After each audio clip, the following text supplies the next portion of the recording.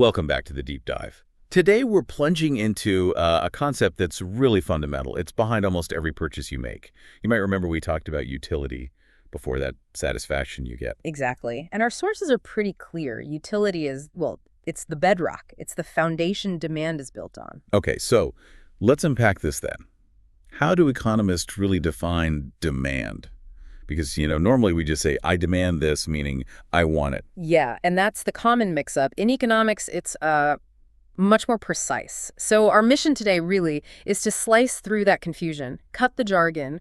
We want to give you a clear, practical handle on what demand actually is, what drives consumer behavior. And that's a key difference right away, isn't it? Demand, in economic terms, it's definitely not just wanting something. Not at all. When economists talk demand, they mean a desire which is backed by willingness and ability to pay. It's got to be an effective desire. Think of it like this. I might really, really want a fancy yacht. I can picture it. Oh, yeah, me too. But if I'm not willing to actually pay the millions it costs, or more likely, I just don't have the millions. Right, the ability part. Exactly.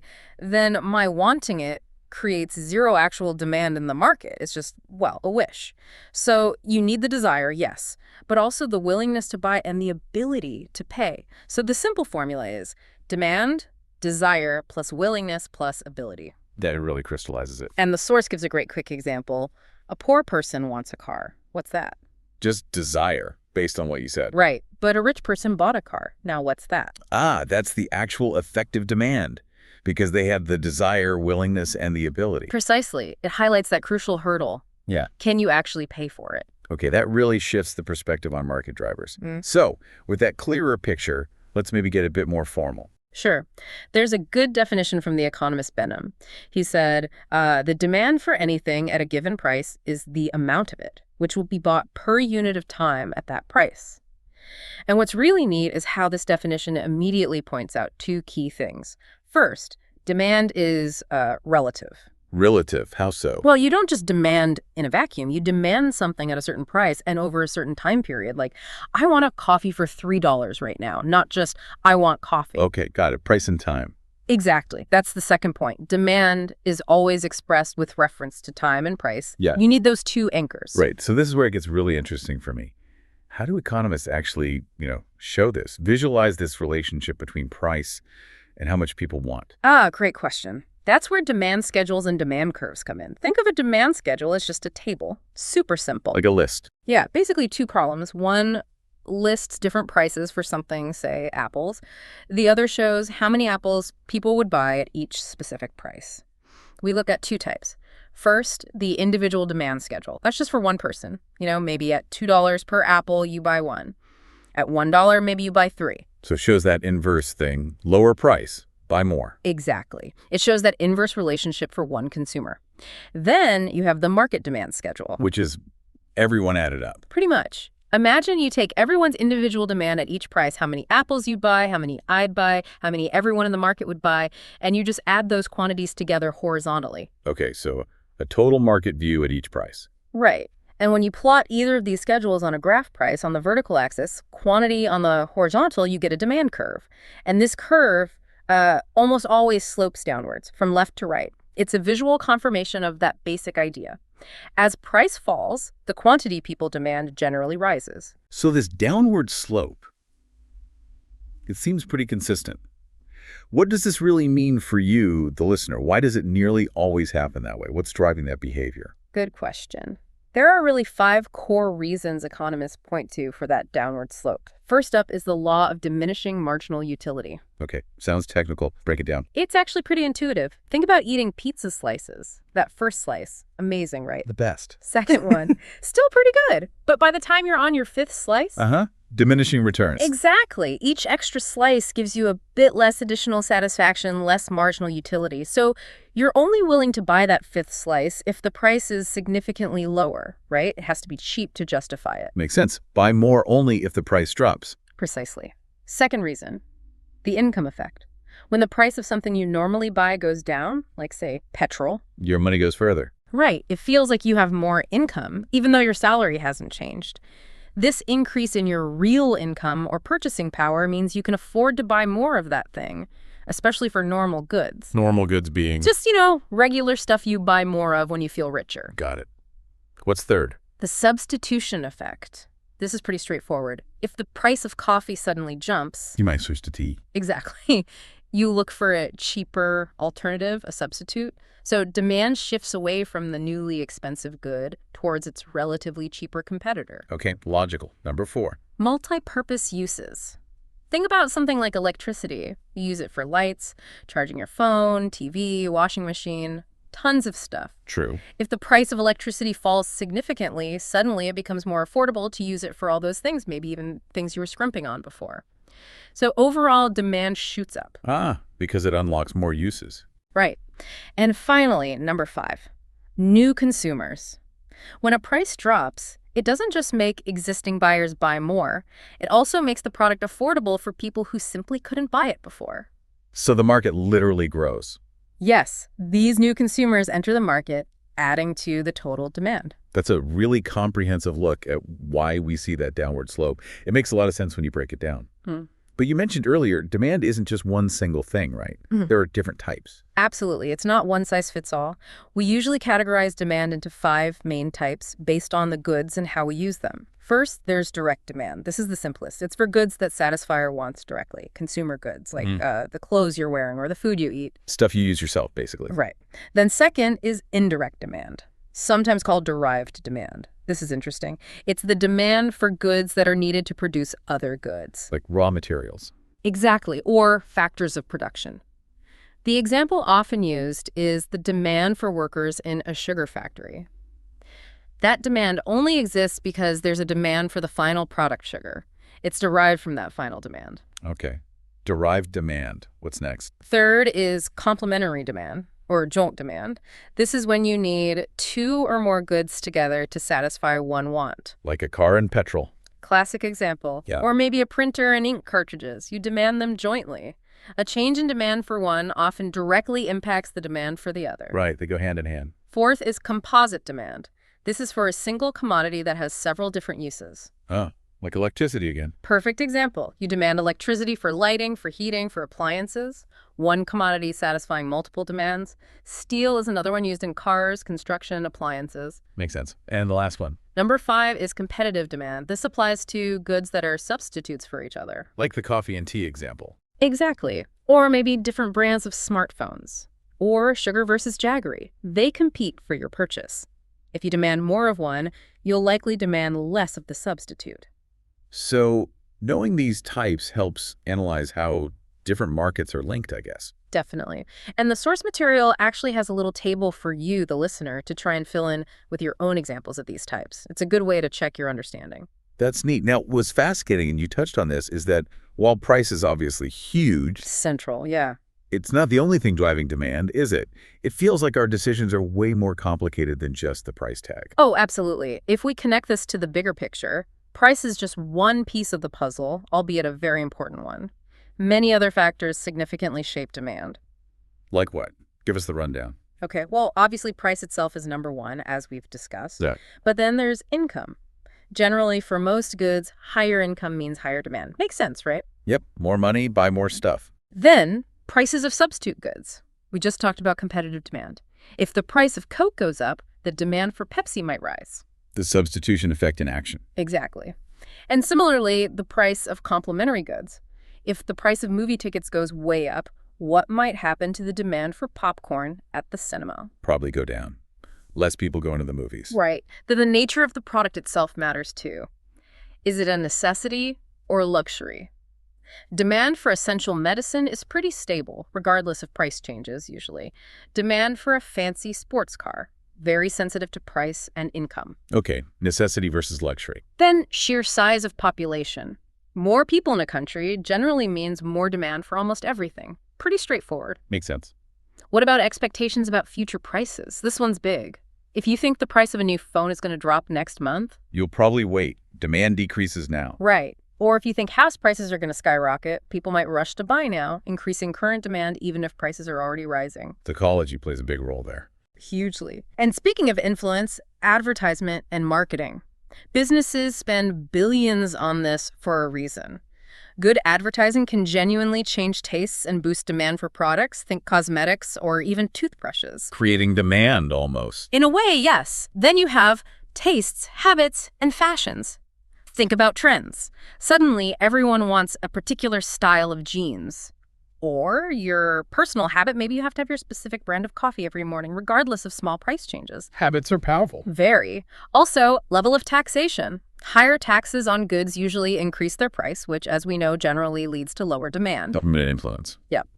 And finally, there's a catch-all category of other factors. This could be things like climatic conditions, demand for umbrellas goes up when it rains, changes in technology, government policies beyond taxes, even cultural customs and traditions can all play a role. Wow, okay. That's a lot more than just price.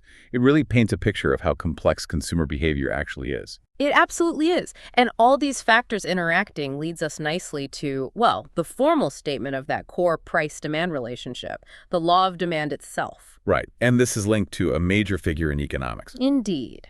Professor Alfred Marshall, his book, Principles of Economics, back in 1890, that's where he laid out the law of demand, and he stated it very clearly. He said, other things being equal, higher the price of a commodity, smaller is the quantity demanded, and lower the price of a commodity, larger is the quantity demanded. The inverse relationship formally stated. Exactly. Symbolically, we often write it as dx equals fpx, where d is demand, x is the specific commodity, f just means is a function of or depends on, and px is the price of that commodity x. It just says demand depends on price. Okay, but let's circle back to that crucial bit.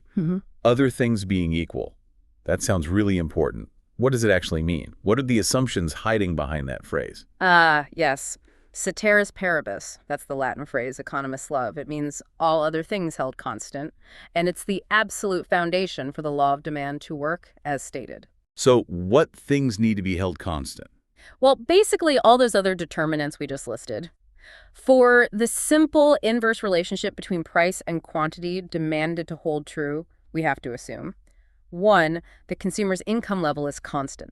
Okay, no pay rises. 2, the size and composition of the population don't change. Got it. 3, the prices of all substitute goods remain unchanged. So Coke's price doesn't move if we're looking at Pepsi's demand curve. Right. 4, prices of complementary goods also stay constant. Printer price stays same if we're looking at ink demand. 5, consumers don't expect prices to change in the future. No speculation. 6, tastes, habits, preferences, fashions, none of that changes. Stable preferences. And 7, there's no change in government taxation policy that affects the price indirectly. Only when we assume all these things are stable can we isolate the effect of price on quantity demanded and say definitively that the relationship is inverse, as shown on that downward sloping curve. That's a lot of assumptions, which probably explains why in the real world, well, things get messy. Precisely. And this is where it gets really interesting, because sometimes human behavior seems to completely defy this neat law of demand. You mean situations where people buy more when the price goes up? Exactly, or less when the price goes down. These are the exceptions to the rule. In these cases, the demand curve might actually slope upwards from left to right. Wow. Okay, tell us about those. Well, the most famous is probably Giffen's paradox, named after Sir Robert Giffen. What did he find? He reportedly observed poorer households in Victorian England. When the price of bread, a staple, an inferior good for them, went down, they didn't buy more bread.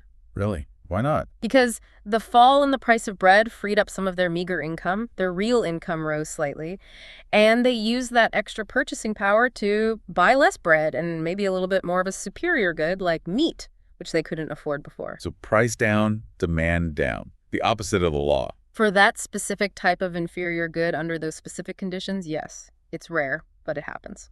Fascinating. What else? Then you have prestige goods. Think super expensive luxury items, diamonds, high-end watches, designer clothing. Status symbols. Exactly. For some wealthy consumers, the high price is part of the appeal. It signals exclusivity. So paradoxically, if the price goes up, demand might actually increase among this group. Because it's even more exclusive. Crazy. It is. Then there's speculation. If people expect prices to rise even further in the future. They buy more now, even if the price is already high. Right. Think about stock market bubbles or people hoarding sugar before a festival if they expect shortages and price hikes. Current price up, demand up again, defying the law. Okay, speculation. What else? Price illusion. This is psychological. Sometimes people assume, rightly or wrongly, that a higher price means higher quality. You get what you pay for. Sort of, yeah. So they might buy more of a higher-priced branded product, believing it's better, even if a cheaper alternative is just as good. Branding power. Definitely. Also, simple ignorance. A buyer might just not know that the same product is available cheaper elsewhere, so they buy it at a higher price. Lack of information. And finally, habitual goods. For things people are genuinely addicted to or have a very strong habit for, maybe cigarettes or even just a specific type of coffee, they might continue buying the same amount even if the price rises, simply out of habit. The habit overrides the price signal. To an extent, yes. So Giffen goods, prestige goods, speculation, price illusion, ignorance, and habits, these are the main exceptions where that simple downward sloping demand curve doesn't tell the whole story. It's amazing how psychology messes with pure economic theory. The source actually prompts you, the listener, to think of your own examples of prestigious, habitual, or branded goods. It's a good exercise. Okay, so we've got the law, we've got the exceptions. Now, let's nail down a really important distinction. You hear economists talk about variations in demand versus changes in demand. They sound similar, but they're critically different, right? Oh, absolutely critical. Getting this difference clear is key to properly analyzing what's happening in a market. Let's start with variations in demand.